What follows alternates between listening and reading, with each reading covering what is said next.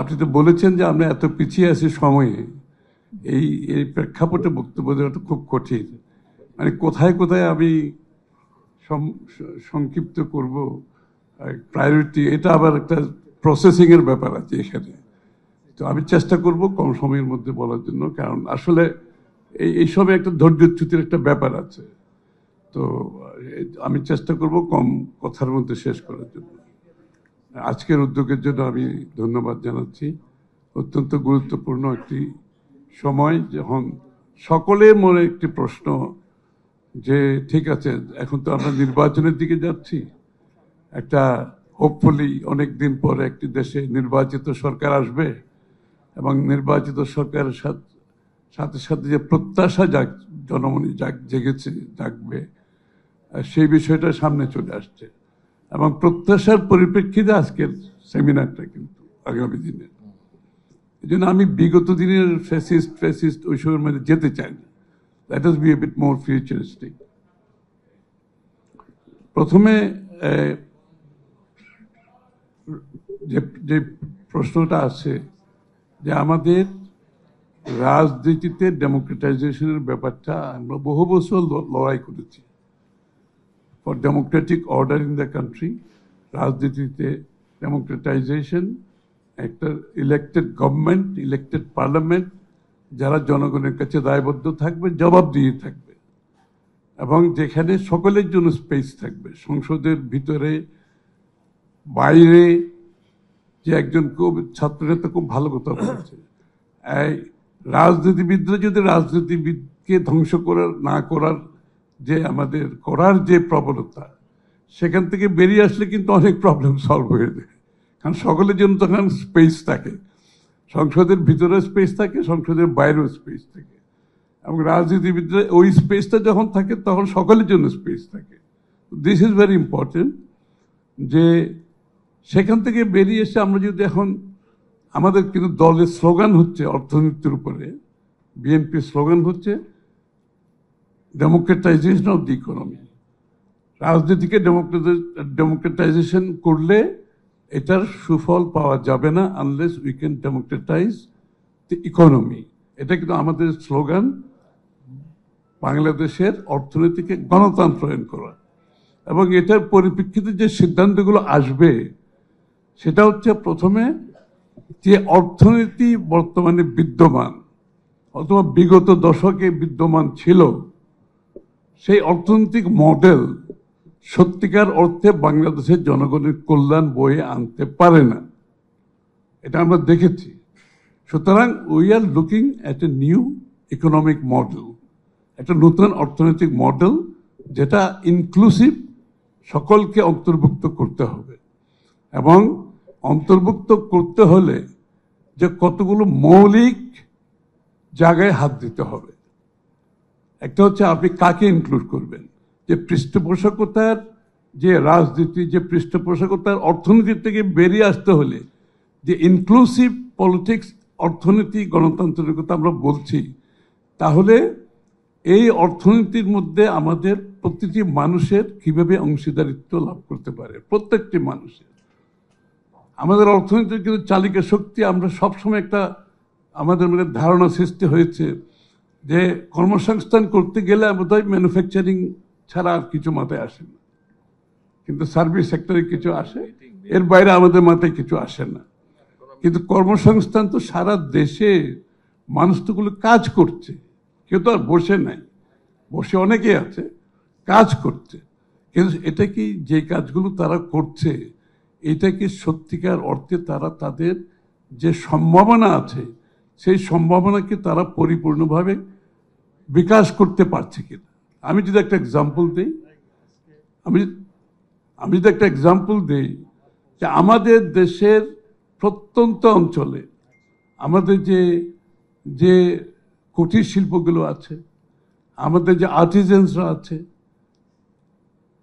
যারা পটারি তৈরি করছে, যারা ওই যে আমাদের কুটির শিল্পের যে আমাদের যে আরঙে মাধ্যমে এটাকে কি বলে, যে শিল্পগুলো আছে, তো আমরা এদের হস্তশিল্প, হ্যান্ডিক্রাফট, হস্তশিল্প, এগুলো কিন্তু সবাই করছে বাংলাদেশে, কিন্তু আমরা আসলে এদের জন্য সরকার এদেরকে আপগ্রেড করার জন্য, এদেরকে মনিটাইজ করার জন্য, এদের গুডসকে ট্রেডেবল করার জন্য সরকারের উদ্যোগে আমরা কিন্তু বিশেষ কিছু করি না। এটা সত্য কথা, স্বীকার করতে হবে। তাহলে এটাকে ট্রেডেবল গুডস, এটাকে মনিটাইজ করা, এটাকে ডিজাইনিং সাপোর্ট দেওয়া, ইম্পোর্ট সাপোর্ট দেওয়া, তাদেরকে ব্র্যান্ডিং সাপোর্ট দেওয়া, তাদেরকে প্ল্যাটফর্ম দেওয়া সেলের জন্য। আজকাল সারা বিশ্বে গ্রামে বসে অ্যামাজনে বিক্রি করতেছে, আলিবাবায় বিক্রি করতেছে। আমাদের এই প্রোডাক্টগুলো, এই লোকগুলোকে আমরা ইকোনমিকতে মনিটাইজ অ্যান্ড ট্রেডেবল গুডসের মধ্যে এনে ইকোনমিক তাদের লাইভলিহুড ইমপ্রুভ করতে পারি নাই, এবং এই গুডসগুলোর মাধ্যমে যে বাংলাদেশের অর্থনৈতিক উন্নয়ন করা সম্ভব সেটা আমরা করতে পারি নাই। So we have to invest. এই লোকগুলো যারা আছে বিভিন্ন জায়গায়, এদের উপরে সরকারের আগামী দিনে বিনিয়োগ করতে হবে, এবং বিনিয়োগটা হবে তাদের স্কিল ডেভেলপমেন্টে, বিনিয়োগটা হবে তাদের ইনপুটের জন্য, তাদেরকে ক্রেডিট সাপোর্ট দিতে হবে, তাদেরকে ডিজাইনিং সাপোর্ট দিতে হবে, তাদেরকে মার্কেটিং প্ল্যাটফর্ম দিতে হবে। আপনি চিন্তা করেন, এই লোকগুলোকে যদি খালি আমরা অর্থনৈতিক কর্মকাণ্ডের মধ্যে নিয়ে আসতে পারি। এইখানে এমপ্লয়মেন্টের কথা বলা হচ্ছে, এদের তো শুধু এমপ্লয়েড হবে না, এরা আরো বেশি লোক এমপ্লয় করবে, কিন্তু তাকে সকলের যে 500 টাকায় যে পটারিটা বিক্রি করত, সেই পটারিটা যদি আমি তাদেরকে ইনপুট দিয়ে, ডিজাইন দিয়ে, ব্র্যান্ডিং করে অনলাইন প্ল্যাটফর্মে বিক্রি করি, সে এইটা 2000 টাকা বিক্রি করবে। সিম্পল ব্যাপার, ভেরি সিম্পল। সো ইমাজিন তাদের লাইভলিহুড, তাদের এমপ্লয়মেন্ট, মোর এমপ্লয়মেন্ট, পুরো দেশের মানুষের মাইগ্রেশন। এরা ঢাকায় আসবে না, চিটংয়ে যাবে না এরা। আরেকটা গ্রুপ আছে আমাদের, আমি একটু স্পেসিফিক্যালি বলতেছি, কারণ দেবপ্রিয় বলে গেল পলিটিশিয়ানরা তো খালি ম্যানিফেস্টো দেয় আর এগুলোর বাস্তবায়ন সম্বন্ধে কিছু বলে না। আমি কিন্তু বাস্তবায়নের উপর জোর দিচ্ছি, এটার উপর কথাগুলো, যে আমাদের দেশে ম্যাট্রিক, আইএ, বিএ পাস করে ম্যাক্সিমাম শিক্ষিত আনএমপ্লয়মেন্ট। তাই এদের জন্য বিরাট একটা এমপ্লয়মেন্ট ক্রিয়েট করতে হলে আমাদের আইটি রিলেটেড বিজনেস যেগুলো আছে, আইটি রিলেটেড বিজনেস অনেকে একটু বলেছেন এখানে, আমাকে সেই জায়গাটায় জোর দিতে হবে। বাংলাদেশে ফ্রিল্যান্সিং করে প্রায় 2 লাখের কাছাকাছি আমাদের ছেলেমেয়েরা বাড়িতে বসে কিন্তু ফ্রিল্যান্সিং করে। আমরা কিন্তু এইটাকে মনিটাইজ করতে পারি নাই, এটাকে আমরা ফর্মালাইজ করতে পারি নাই। এটার জন্য কোনো পলিসি করতে হবে, আমাদেরকে স্পেসিফিক পলিসি করতে হবে, তাদেরকে মনিটাইজ করে, ফর্মালাইজ করে, ফর্মাল ইকোনমিতে যদি আমি আনতে পারি, তাদেরকে যদি আমি সাপোর্ট দিতে পারি, এটা কিন্তু বিশাল একটা এমপ্লয়মেন্টের সুযোগ রয়ে গেছে বাংলাদেশে। আমাদের দেশে এখনো কল সেন্টার হয়নি। আমাদের পাশের দেশে যেই পরিমাণ কল সেন্টার হয়েছে, ডেটা সেন্টার হয়েছে, চ্যাট সেন্টার হয়েছে, আইটি রিলেটেড বিজনেস যেভাবে ডেভেলপ করেছে, আমার মনে হয় না ওদের থেকে আমরা ভালো কম কিছু করতে পারবো, বেশি কিছু করতে পারবো।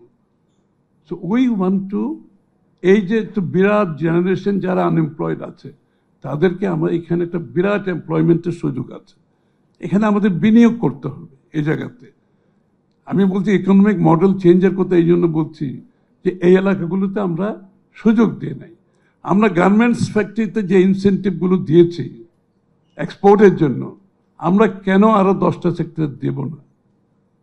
আমরা সিদ্ধান্ত নিয়েছি যতগুলো এক্সপোর্ট সেক্টর আছে, আগামী দিনে গার্মেন্টস সেক্টরকে যে সুবিধা দিয়েছে, will give them exactly the same support, exactly the same support. কোনো কারণ নেই। একটা সেক্টর আমাদের, যেটা জিয়া রহমান সাহেব করেছিল, পরবর্তীতে বিএনপি আরো সাপোর্ট দিয়েছে, কিন্তু আমাদেরকে আজকে যে সেক্টর, লেদার থেকে শুরু করে বহু সেক্টর আছে যারা এক্সপোর্ট করছে, তাকে কেন আমি ব্যাক টু ব্যাক এলসি দেব না? তাকে কেন আমি বন্ডেড ওয়ার হাউস দেব না? এরকম অনেকগুলো সেক্টর আছে, তাদেরকে আমি এক্স্যাক্টলি সেম সাপোর্ট দিলে এই সেক্টরগুলো উঠে আসবে এবং দে উইল ক্রিয়েট এমপ্লয়মেন্ট। আমরা তো এমপ্লয়মেন্টের কথা বলছি এখানে। তারা ক্রিয়েট করবে এমপ্লয়মেন্ট, এবং এদের খালি এক্সপানশন হবে না, আপনি দেখবেন নতুন নতুন সেক্টর বাংলাদেশে গড়ে আসবে। যে আমাদের যে বহু সেক্টর আছে শুধুমাত্র এই সমস্যার জন্য, এখানে ব্যুরোক্রেসির একটা কথা বলেছেন, how do you deal the bureaucracy? It's a big question. এখানে সিরিয়াস ডিরেগুলেশন করতে হবে। কোয়াইট সিম্পলি আমি বলতেছি, সিরিয়াস ডিরেগুলেশন করতে হবে। Bangladesh is somewhat over-regulated country right now. If you ask me, my honest opinion, we are somewhat over-regulated country. আপনি একদিকে চাচ্ছেন ইনভেস্টমেন্ট, আপনি একদিকে চাচ্ছেন মার্কেট ইকোনমি অপারেট করুক, আপনি নিয়ন্ত্রণের পর নিয়ন্ত্রণ এনে রেখেছেন এখানে। এবং যত নিয়ন্ত্রণ আনবেন তত বেশি করাপশন হবে, যত নিয়ন্ত্রণ আনবেন তত বেশি পৃষ্ঠপোষকতা হবে, because these are the people who control. যত নিয়ন্ত্রণ আনবেন তত করাপশনের জন্য আপনি পথ খুলে দেবেন। সুতরাং সিরিয়াস ডিরেগুলেশন এবং ফিজিক্যাল কন্ট্যাক্ট কমে আনতে হবে।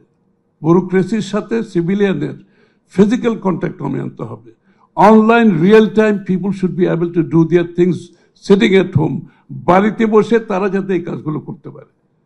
এগুলো গুড গভর্নেন্স আনতে গেলে আপনাকে অটোমেশনে যেতে হবে। অটোমেশন গভর্নমেন্টের সার্ভিসে, অটোমেশন পাবলিক সার্ভিসে অটোমেটেড করতে, যাতে ফিজিক্যাল কন্ট্যাক্ট সরকারি কর্মকর্তার সাথে যদি আপনি কমাইতে পারেন, করাপশন কমে যাবে। কিন্তু এটা যেমন কাস্টমসে এটা করতে দেওয়া হয় না, যেমন পোর্টে করতে দেওয়া হয় না, কারণ হচ্ছে এখানে তো লাভ আছে। আপনি ব্যুরোক্রেটিক ডিরেগুলেশনের মধ্যে আপনি প্রাইভেট সেক্টরের কথা বলছেন, কিন্তু প্রাইভেট সেক্টর এম্পাওয়ারমেন্ট করছেন। আমি একটা এক্সাম্পল দিই, এটা আমার ব্যক্তিগত একটা এক্সাম্পল। আমি যখন কমার্স মিনিস্টার ছিলাম, আমার কাছে বিজিএমই এর নেতৃবৃন্দ একদিন এসে বলল, ওই ইউডি একটা সার্টিফিকেট লাগে, মানে ওইটা ইউটিলাইজেশন, যে কাপড় চোপড় যেগুলো আনে এগুলো যে বানিয়ে আবার এক্সপোর্ট করতেছে একটা সার্টিফিকেট লাগে। এই সার্টিফিকেটটা ইস্যু করতো এক্সপোর্ট প্রমোশন ব্যুরো। তো ওরা আমাকে বললো যে খসরু ভাই, আমরা তো এত হ্যারাসমেন্টের শিকার, এত করাপশনের শিকার এই তো সার্টিফিকেটের জন্য, অনেক সময় শিপমেন্ট ডিলে হয়ে যাচ্ছে, একটা কিছু আমাদের করেন আপনি। আমি তখন তাদেরকে বললাম, আমি যদি সরকারের কাছ থেকে এই দায়িত্ব বের করে এনে বিজেএমই এর অ্যাসোসিয়েশনকে দেই, তোমরা কি সেলফ রেগুলেট করতে পারবে? তোমরা বলে গিভ আস এ চান্স।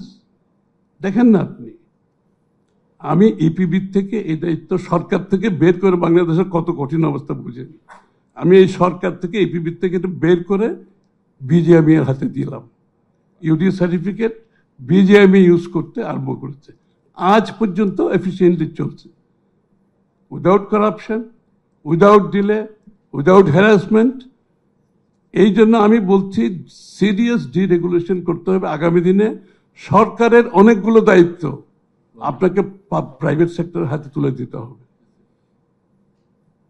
আমি জানি এটা অনেক রেসিস্টেন্স হবে, আমি যখন করেছি তখনও রেসিস্টেন্স হয়েছে, but I went ahead with it. But we have to do this. আপনি যদি বাংলাদেশকে ট্রেডিং পোস্ট হিসেবে দেখতে চান, ইনভেস্টমেন্ট ডেস্টিনেশন হিসেবে দেখতে চান, ওপেন 24/7 ফর বিজনেস দেখতে চান, we have to go for serious deregulation in Bangladesh. ইনভেস্টমেন্টের বেলা আমি 2-4টা কথা বলছি, যে গভর্নমেন্ট ইনভেস্টমেন্ট বলেন, এনি ইনভেস্টমেন্টে ক্রাইটেরিয়া 2-3টা এখানে। Is it good value for money? আপনি যে ইনভেস্টমেন্ট করতেছেন, এই বিনিয়োগের প্রয়োজনীয়তা আছে কিনা, দরকার আছে কিনা, এই বিনিয়োগের বেনিফিট জনগণ পাবে কিনা, 1 নম্বর।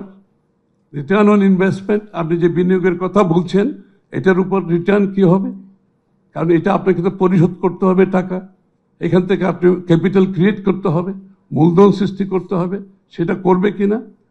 থার্ড হচ্ছে আপনি এটা এমপ্লয়মেন্ট ক্রিয়েট করছে কিনা, ইজ ইট ক্রিয়েটিং এমপ্লয়মেন্ট। আমরা যে জবলেস গ্রোথ দেখেছি তো বাংলাদেশে, বড় বড় ইনফ্রাস্ট্রাকচার মেগা প্রজেক্ট করেছে, কিন্তু the growth was there jobless growth. আপনি যদি, আমরা যে এমপ্লয়মেন্টের কথা বিএনপির পক্ষ থেকে আমরা বলছি 1 কোটি জব 18 মাসে, আমরা এই জন্য প্রত্যেক জায়গায় value for money, return on investment, employment creation হচ্ছে কিনা আমরা দেখব। এটা গভর্নমেন্ট জব হোক, যে জব হোক।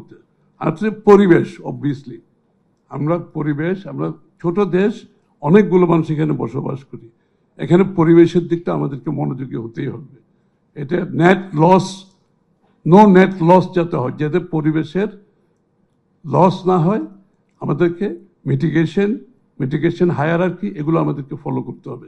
এই 5টা কন্ডিশন আমাদেরকে বিনিয়োগের ক্ষেত্রে করতে হবে।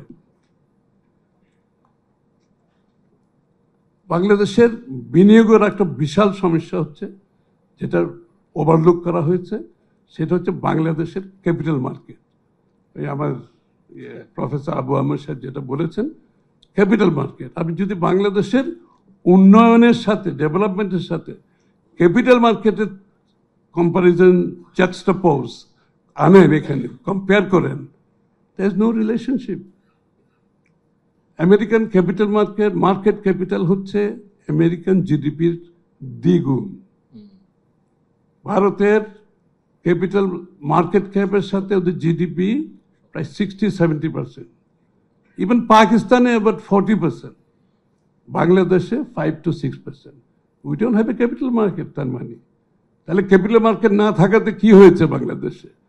আমরা হাই স্ট্রিট ব্যাংক থেকে বড় করেছি, তারা শর্ট টার্ম ডিপোজিট এনেছে, লং টার্ম লেন্ডিং করেছে, টোটাল মিসম্যাচ অফ ফান্ড। আজকের যে ব্যাংকগুলোর যে অবস্থা দেখতেছেন, লন্ডারিং তো একটা বিশাল ইস্যু আছে, but it is capital mismatch. আরেকটা জিনিস হয়েছে, হাই স্ট্রিট ব্যাংক থেকে আপনি হাই ইন্টারেস্ট রেটে বড় করেছে। সারা দুনিয়ার যারা ভিয়েতনাম যারা 5-6% বড় করতেছে, আমরা 14-15% বড় করেছি আমাদের ইনভেস্টাররা। It's impossible. ওই বড়োইং রেটে আপনি কিভাবে এটা ভাইবল করবেন? ইন্ডাস্ট্রি সিক না হয়ে কি হবে? সুতরাং আমাদেরকে ক্যাপিটাল মার্কেট ডেফিনেটলি, এই যে উন্নয়নের কথা বলছি, এমপ্লয়মেন্টের কথা বলছি, ক্যাপিটাল মার্কেট যদি বাংলাদেশ ডেভেলপ না হয়, আগামী দিনে বাংলাদেশের বিনিয়োগের চিত্র যে জায়গায় আছে ওই জায়গায় থেকে যাবে। এবং ক্যাপিটাল মার্কেট যদি আমাদেরকে ডেভেলপ করতে হয়, আমাকে প্রথমে টার্গেট হচ্ছে, যেটা আমরা চিন্তা করছি, সেটা হচ্ছে ফ্রন্টিয়ার মার্কেট থেকে আপনাকে ইমার্জিং মার্কেটে যেতে হবে।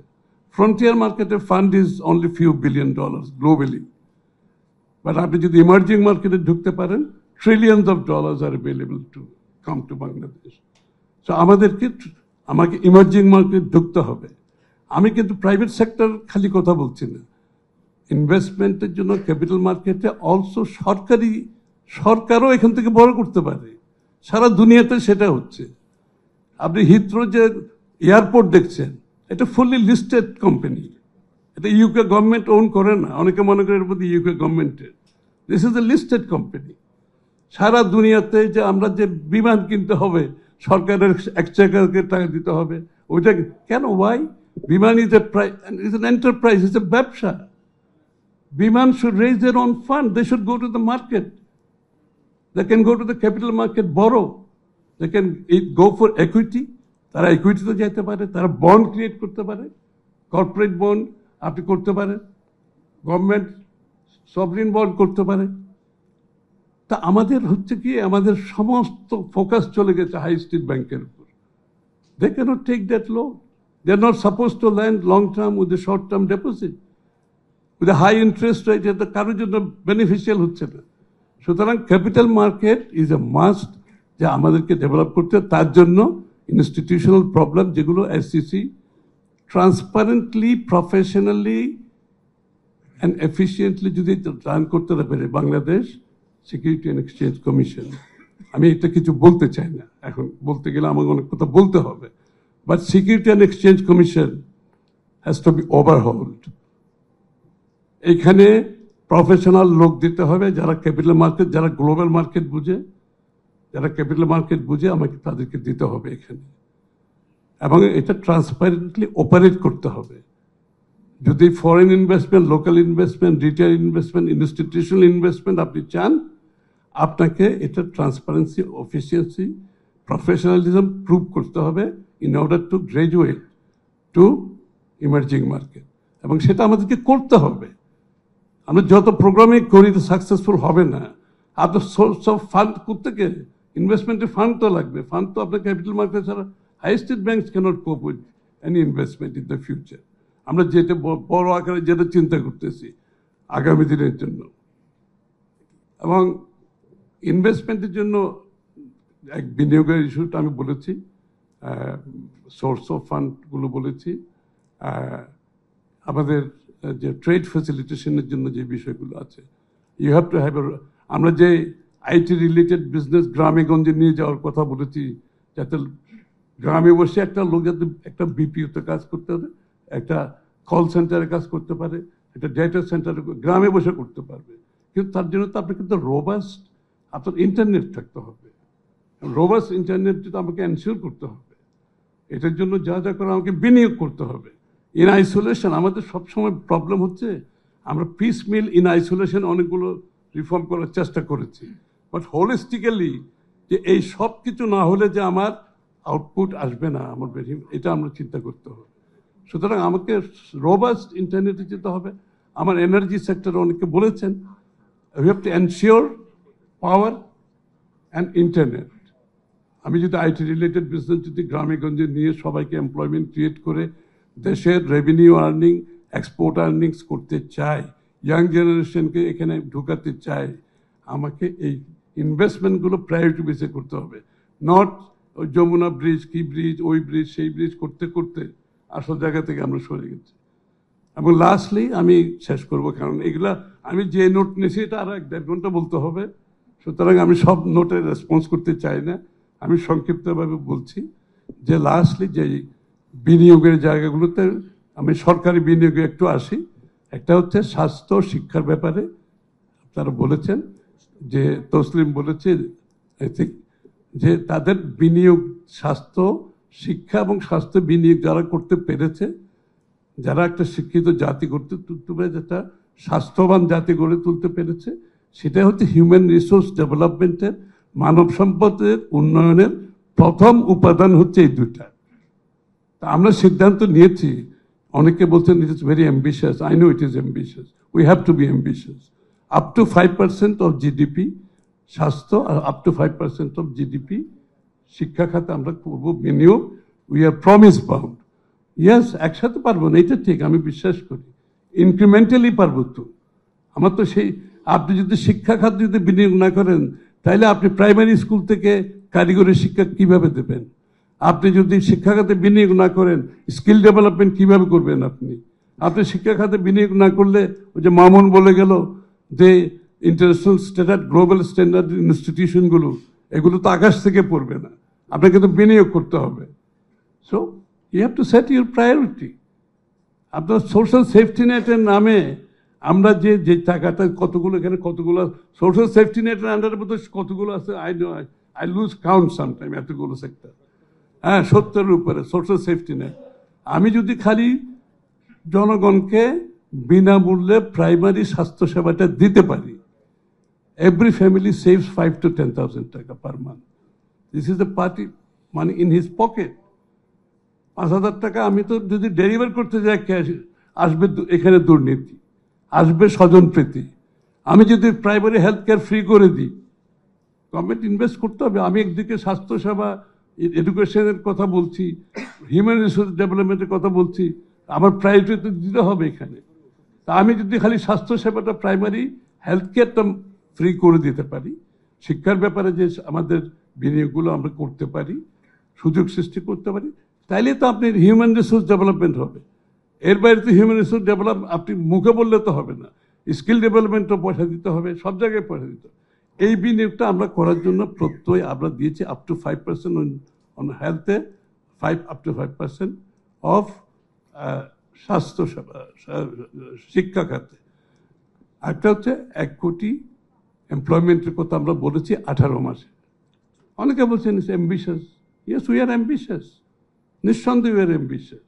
1 কোটি জব আমরা 18 মাসে ক্রিয়েট করার জন্য নিয়েছি।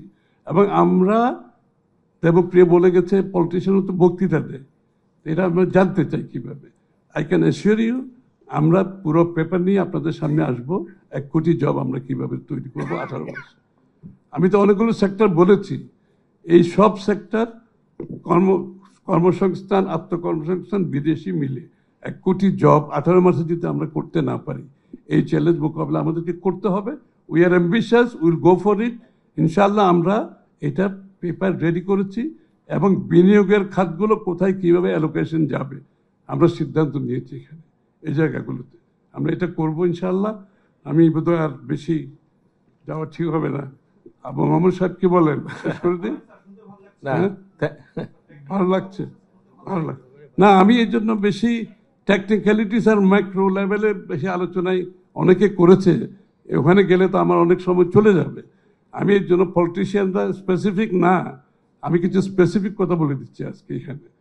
কারণ খালি বড় বড় বক্তৃতা পলিটিক্যাল স্টেটমেন্ট করে I could have gone, but মানুষের মনে যে প্রত্যাশা জেগেছে এখন, সেই প্রত্যাশা পূরণ করতে হলে আমাকে কথাগুলো খুলে বলতে হবে। আমি যে বলছি এটার পেছনে চিন্তাটা কি, কিভাবে করব, এই কথাগুলো বলতে হবে। এই জন্য হয়তো আমি একটু বিস্তারিত অনেকগুলো বিষয়ে বলেছি।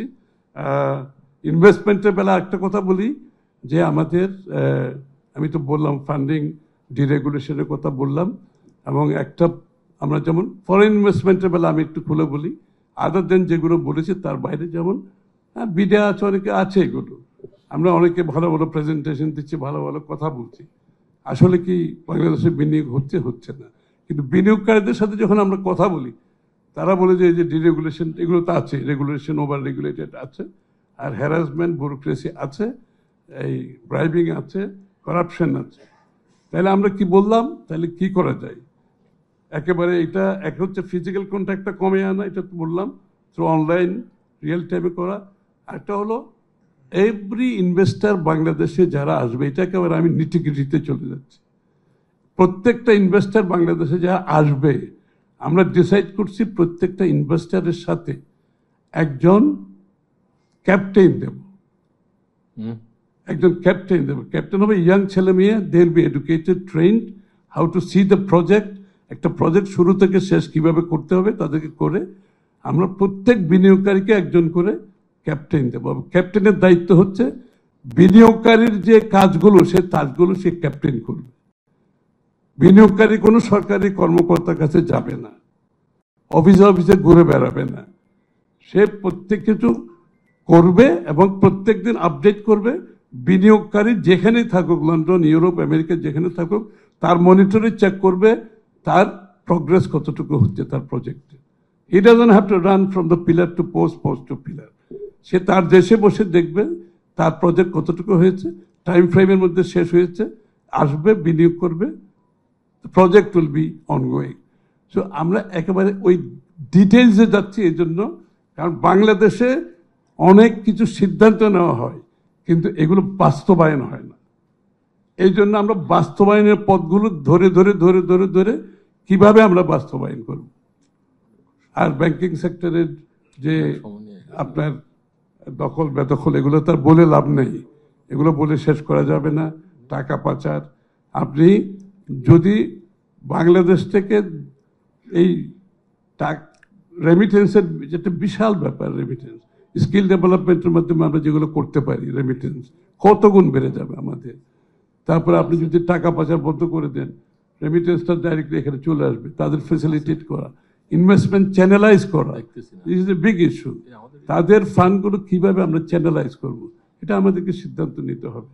এবং সেক্টরগুলো যেগুলো আমি বলছি এখানে কিন্তু সকলের জন্য, আমাদের বিদেশ থেকে যারা বিনিয়োগ করতে চায়, আমাদের যারা রেমিটেন্স যোদ্ধা বলি যাদেরকে আমরা, তাদের জন্য আমরা এই যে সেক্টরগুলো আমি বলেছি তাদের জন্য কিন্তু এইসব সেক্টরে বিনিয়োগ করা খুবই সহজ।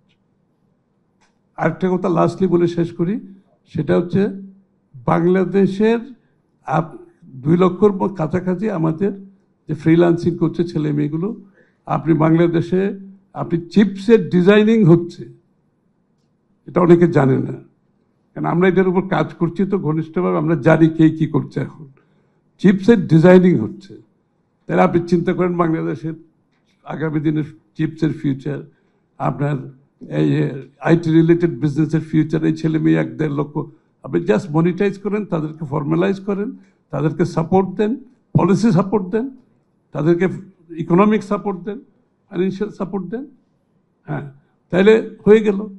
আপনি এখানে বাংলাদেশে বড় বড় যারা ফান্ড ম্যানেজার বিদেশে অপারেট করছে, বাংলাদেশি বংশোদ্ভূত 10 বিলিয়ন 20 বিলিয়ন ডলার যারা ফান্ড অপারেট করছে, দে আর অল উইলিং টু কাম। আমি আপনাদেরকে বলছি, আমরা ওদের সাথে কথা বলছি, ওরা বিলিয়ন এন্ড বিলিয়ন আনবে, শুধুমাত্র আপনারা ট্রান্সপারেন্ট করে, ডিরেগুলেট করে, যে কথাগুলো আমি বলছি। Inshallah, they are all waiting with the fund. The investment will be here in Bangladesh. আমি আপনাদেরকে অ্যাসিওর করি ইনশাআল্লাহ ইনভেস্টমেন্ট হবে। আমরা যেই পথে চলতে চাচ্ছি, যদি আমাদের সুযোগ থাকে ইনশাআল্লাহ will be able to do that. Thank you very much.